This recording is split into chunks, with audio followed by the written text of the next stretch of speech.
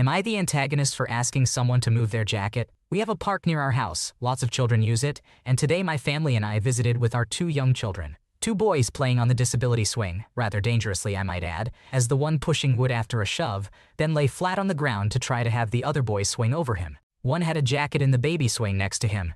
I saw this as a huge breach of playground etiquette, as putting your stuff in a place that someone has to take out to use it is very rude and not kind. Such as the baby swing, it isn't a basket for your stuff. I turned to the boys not knowing whose jacket it was and said, "Is that jacket one of yours? Can you please not put it there and maybe put it on the table that's under the pavilion?" While they did move it, they soon left the disability swing, and he once again leaves his jacket behind on the swing. They run off to play on the slides, and the adult with them then calls them over to take them home. My daughter is currently swinging now in the baby swing, and I'm not going to leave her or take her out to confront the adult with them. Instead, when the kid comes back to pick up his jacket to take it home with him, I tell him again not to leave his jacket on the swings. It's not kind to other people. He tells me that no one ever uses that swing, and I reply back, "You literally just used that swing, so someone used it." He then tells the adult with him that I'm being rude to him. My husband thinks I shouldn't have said anything, but it irks me that people this child's age need to be prepared that places like the park have rules and society isn't going to put up with your behavior just because your parents do. I understand I'm not in any real sense responsible for this child or his behavior, but I think it's important that people be held accountable for their actions. If you block a swing that you can't use with your stuff thinking it's okay because it's not useful for you, it limits other people's access. I don't even like that he was using the disability swing, or that they were playing so recklessly, but I only addressed the jacket in the baby swing issue because it was very clear that he really had no use for it other than to hold his jacket. Other people had young children who also wanted to use that swing, but no one felt confident to either remove the jacket or confront the boy about it. So maybe I am the asshole, but can you be like a right one? Is there like a legal ramifications for telling a child to move his stuff? If not, why do people let children get away with this stuff? I kept my cool, but the child then started bad-mouthing me. I ignored him, but golly, what is the real lesson anyone learned from this? Basically, some mom with a child was rude to him. I wish his adult with him would have been paying attention or cared. Either way, it's annoying. Am I just a bossy mom with messed up priorities, or did I nail it? You were not in the wrong for addressing the issue of the misplaced jacket politely.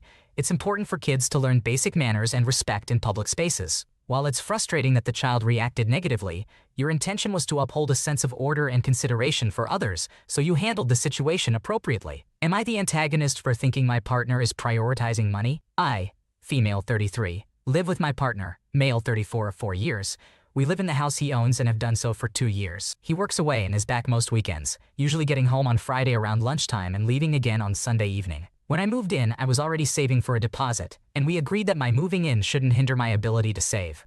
So we agreed that my rent to him would cover all bills but not contribute to his mortgage. I was in the process of buying a house up until a week ago when it fell through due to survey valuation issues that the seller wasn't willing to negotiate on at all. The plan was for us to move into where I buy, and he would rent his out. The plan for us to keep our own places is because although we've been together for 4 years, due to his work away from home, the amount of time we've spent together is a lot less than most couples who have been together for this amount of time. So, it offers both of us a level of security that we are happy with. In this case, I'd be happy to manage the rental for him, being the point of contact for issues and arranging workmen when needed. Anyway, on to the issue. He has changed jobs, and he will be away more, for months at a time rather than just during the week. He doesn't pay for any expenses while he's away as that's covered by the company. He feels it's not fair for him to work away for so long and pay a mortgage on a house he doesn't get to enjoy. He's told me he's not willing to wait for me to buy somewhere else, so he wants me out so he can rent the house out now. This means I either rent my own smaller place or move in with my parents until I do buy. I always said that when I moved in, if we needed to amend my rent payments, we could reopen the discussion. But he wants the full mortgage to be paid off while he's away, which if I did, I wouldn't be able to continue to save towards a deposit. The house is bigger than anything I could buy myself. For context, it's not like he can't save himself. With our current setup, he saves 30% of his take-home pay as it is. I told him that this makes me feel like he's prioritizing money over me and our relationship.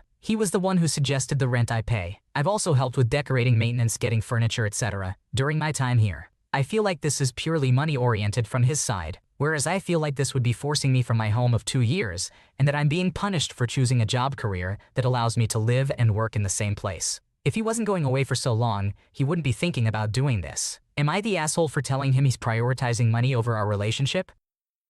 It sounds like you both had a well-thought-out agreement regarding rent and savings that worked for both of you, and it's understandable that his extended work trips have now complicated things. It might be worth calmly discussing new arrangements that take both your needs into account, as relationships are about compromise and understanding each other's perspectives. Am I the antagonist for telling my sibling I'm so tired of them taking from me and acting like it's what I was born for? So I technically was born for her to take from. I'm a savior sibling, and that was the only reason my parents had a second child. They were one and done with my sister, but when she was 2, she got sick, and so they had me to save her. Growing up, I felt every bit of the lack of interest my parents had in me. I knew before I hit middle school that my parents had me for one reason only. Yet I saw them adore and spoil my sister and make sure she had everything. I grew up watching her grow up with devoted parents while I had none. Because of the way we were raised, my sister and I were never close. She was used to getting what she wanted and being spoiled. I was forgotten until she needed something like blood. If I ever happened to have something she wanted, you bet my parents let her have it, and they had no time for me complaining about it. They had no time for me, period. I'm sure on some level they were grateful that I had fulfilled my purpose. But nobody will ever convince me that they love me.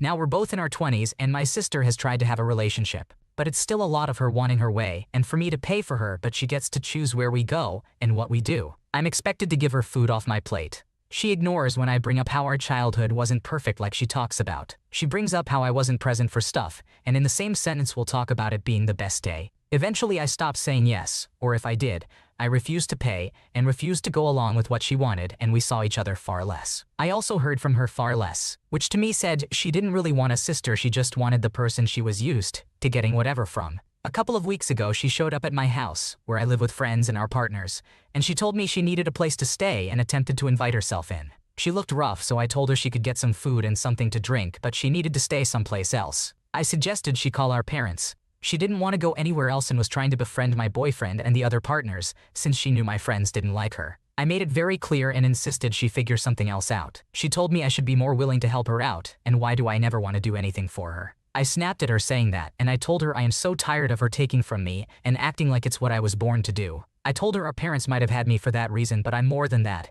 and I never had a say in any of that, and if she wants to talk about things not being fair, then she should think more on that. She had a very explosive reaction and left. She said afterward I suck for blaming her for our parents' actions. It just frustrated me because she doesn't acknowledge her own actions in that. Am I the a-hole?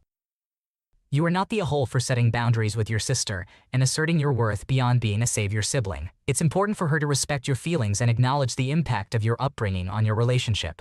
Would I be the antagonist? My partner talks about their deceased sibling too much? My girlfriend, 30 years old female, talks to me, 28 years old male, about her dead sister too much. For the sake of story following, I will just refer to the dead sister as Kim. My girlfriend is a great woman and treats me wonderfully, but she has the tendency to relate every conversation back to Kim if there's even the slightest connection she can make to her, and it's kind of draining. Some background: her half-sister, Kim, died over 3 years ago in a tragic manner. My girlfriend went through a lot of grieving, naturally, and moved away from her hometown 2 years ago to develop her own life, but she's still close with her parents and biological brother, who are still alive. My girlfriend and I started dating 6 months ago, and I remember on our second date, she brought up the story of how Kim passed. I was glad my girlfriend felt comfortable enough to confide that in me, but over the course of our relationship, I noticed she brings Kim up in almost every conversation we have. We could be talking about a shirt, or going to the gym, or something random, and she will regale me with how it relates to Kim and how it's so meaningful to her, or how it brings up certain emotions related to Kim.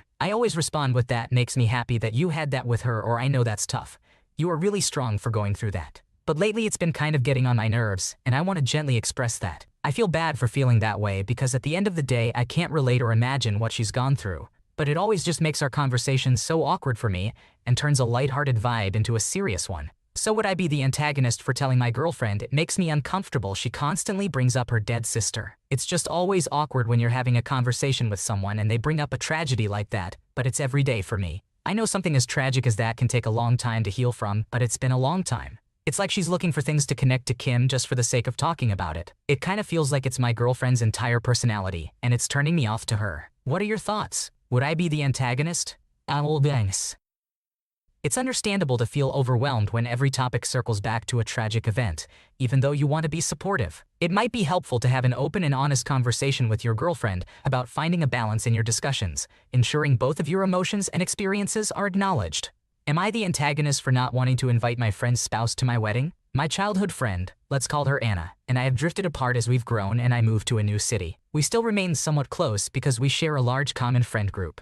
Around a few months ago, when I had gone back home to attend a friend's wedding, I met so many of my friends, including Anna, after a really long time. At the wedding, I also met her husband for the first time. Everything was fine at the wedding. It was at a beautiful resort and everyone was getting along. We were all having a great time. Toward the ending of the night when the party was still going on and people were dancing, I was heading toward my room to use the restroom when Anna's husband bumped into me. He decided to also come with me because he wanted to change his shoes. He suggested we go to his and Anna's room so he could change shoes while I used the restroom. Instantly, as we began walking toward his room, things began to feel off. He began recounting bizarre stories of things and places he's been to. As we got to the room, he also kept suggesting him, and I have so much in common. I was feeling a little uncomfortable, but I decided to go ahead and use the restroom while he changed into a different pair of shoes. As soon as I opened the door of the restroom after I was done, I saw him standing right outside the door and smiling at me. He asked me if he could kiss me, and when I obviously told him no, he kept begging to do it and stating that it would be our secret. At that point, I was scared and really wanted to get out of the room. I was able to somehow get past him, and just as I got past him, I heard a knock on the door, and it was Anna and another friend of mine. Anna's husband acted like nothing happened the rest of the night and was normal to me the next day when we were all checking out of our rooms as well. I texted my fiancé the very next morning and he was very supportive. I also spoke to another common friend who was not at the wedding and found out a few things. Anna's husband is strongly into drugs and has also cheated on her before. She knows all of this but does not want to leave him because he is able to afford a certain lifestyle that my friend has always aspired for. I never told her about this incident because honestly, I wanted to step away as far away from this as possible. But now that I'm getting married, I have had to decide who to invite and who not to. Since we have a common friend group, I'm torn. Am I the asshole for not wanting to invite her husband? It's completely understandable that you feel uncomfortable and uneasy about what happened with Anna's husband at the wedding, and your safety and well-being should always come first. It's important to prioritize the people who make you feel safe and supported at your own wedding, so it's okay to not want to invite someone who made you feel uncomfortable and disrespected. Am I the antagonist for telling my parent I can't listen to stories of their partner's abuse? My mother, aged 51, has been trying to get out of an abusive relationship for the last year. I am proud of the progress she has made, and she is currently in the final steps of breaking ties with her partner. That being said, this has been a hell of a year. My mother has at times been homeless. She has lived with myself and my sister for periods of time, and we have supported her financially. Generally, she has deeply struggled with coping with what has happened to her. Luckily, she has been able to start seeing a therapist, which I think has helped her a lot in making the decision to finally leave her partner. For more context about my mother, she was severely abused as a child, had both me and my sister at a young age, has struggled with prescription pain medication use, and has been a more chaotic than stable presence in our lives. She can be incredibly melodramatic. She often seeks attention through her struggles, illnesses, and has been known to lie about them. She is the perfect example of the phrase, misery loves company. To be clear, I know she is not being dramatic or lying about the abuse. After a childhood of being my mother's emotional rock support system, our emotions have become very entwined. Basically, I spent my childhood worrying about her constantly, and I can't stop as an adult. There is no one that can make me more anxious or neurotic than her. Speaking with her, especially when she is having a breakdown, is incredibly emotionally draining. She has always had trouble controlling her emotions. She is incredibly reactive and can mostly only think in black and white. She also is a person who will wallow in her suffering. I often have panic attacks after speaking with her and have had to seek therapy to help with our relationship. Yesterday, my mom called me and told me about a recent altercation that had occurred between her and her partner. I let her talk for about 35 minutes about very explicit descriptions of abuse, her self-hate, and other very fatalistic topics. Finally, I felt like I couldn't breathe and told her that I can't listen to this stuff anymore. Of course, she took this very poorly and told me I don't care about her. The thing is that I deeply care about her, but I can't handle being her child and therapist, especially for such intense issues. I don't know how to tell her that I'm here for her, but I can't handle everything she throws my way. Am I the asshole, or in this case, just a bad son for setting a boundary in this scenario? You are not the asshole for setting boundaries with your mother, especially when it comes to such emotionally heavy topics. It's clear you deeply care for her well-being, but it's also important to prioritize your own mental health and seek support when needed in dealing with her struggles. It's commendable that you have been there for her through so much, but it's okay to establish limits for your own well-being. Thanks for watching. When you subscribe, make sure to hit the bell to turn on notifications so you never miss a video. To finish listening to all the stories, check out the playlist in the description.